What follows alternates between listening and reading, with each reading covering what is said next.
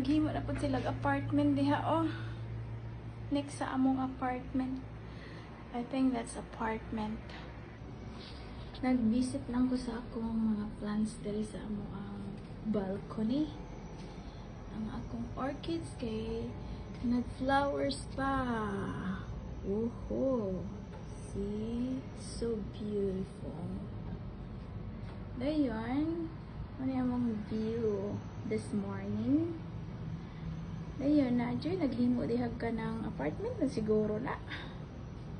Sa among kilid, oh. Daghan nag-apartment din eh. Alit na mo kung mangita mong apartment.